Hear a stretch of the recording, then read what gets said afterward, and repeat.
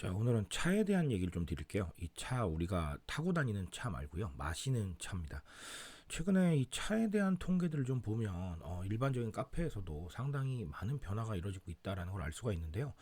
그 이야기 한번 조금 통계 가지고 와서 해보는 걸로 하겠습니다. 바로 들어가 보시죠.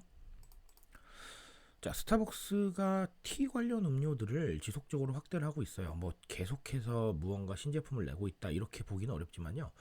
그래도 계속 지속적으로 무언가 차를 위해 움직이고 있다라는 건 확실하거든요. 자, 그 이유를 좀 생각을 해볼 건데요.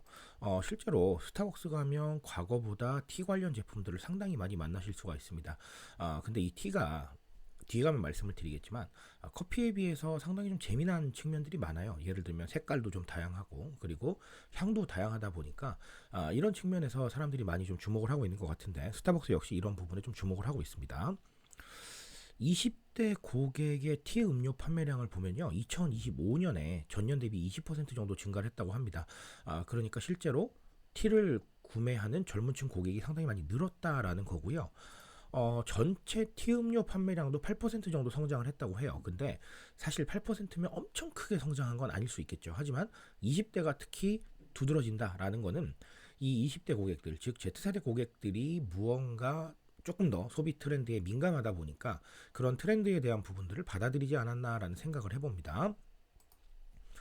자, 2025년 기준으로 스타벅스에서는 약 30여 가지의 티 음료를 판매를 하고 있습니다. 제 개인적인 생각에는 조금 더 확대되지 않을까라는 생각도 한번 해봅니다. 자, 그러면 이렇게 스타벅스에서 티 음료가 잘 나가고 20대 고객층에서 특히나 좀 더 잘 나가는 이유, 웰리스에서 찾아야 되지 않을까요? 저는 그렇게 생각을 합니다. 물론 차 음료가 다 웰리스라고 말씀드리려고 하는 건 아니에요.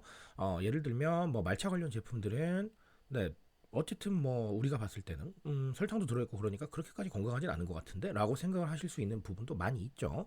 하지만 중요한 건 어쨌든 이 웰리스라는 단어, 즉 커피보다는 조금 더 차가 웰리스 이미지가 강하다는 겁니다. 방금 말씀드렸던 말차라는 음료도 사실 우리가 처음에 이 말차를 여러 가지로 접하고 또 여러 가지로 현상이 됐던 이유 중에 하나가 결국은 웰리스였거든요. 웰리스였기 때문에 이 차라는 제품은 방금도 말씀드렸지만 커피보다는 조금 더 웰리스 느낌에 가깝다라는 생각을 하실 수가 있을 겁니다. 자, 우리 20대 분들 웰리스에 관심 많아요. A부터 G까지 다 건강 이렇게 부르짖는 건 아니지만 어쨌든 작은 실천을 통해서 조금 더 나은 선택을 하기 위해 굉장히 노력하는 세대거든요. 그런 세대가 본인들의 소비 특성을 이 차에다가 반영하지 않았나라는 생각을 합니다. 그래서 앞으로도 이 차 시장은 괜찮지 않을까라는 생각을 조심스럽게 하고 있거든요. 그러니까 여러모로 한번 생각해 보시면 좋겠습니다. 자, 그리고 스타벅스에서 이렇게 20대들이 차를 과거보다 많이 구매하고 있다. 역시나 취향 소비에 해당한다라고 보시면 되겠습니다. 커피에 비해서 차의 특성이 뭘까라고 생각해 보면 색깔이 다양하고요. 향도 다양해요. 느낌도 조금씩 다르죠. 즉 본인의 취향에 따라서 조금 더 나은 경험을 할 확률이 커피보다 높다는 거예요.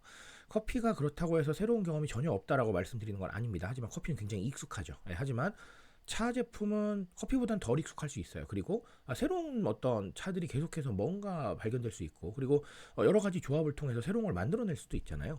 자, 이런 상황이다 보니까 이 취향에 커피보다 좀 더 가까이 갈 수 있다라는 거죠. 이런 특성 때문에 차를 좀 더 선택하지 않나, 그리고 내 취향에 맞는 경험에 조금 더 반응하고 있는 게 아닌가라는 생각을 합니다.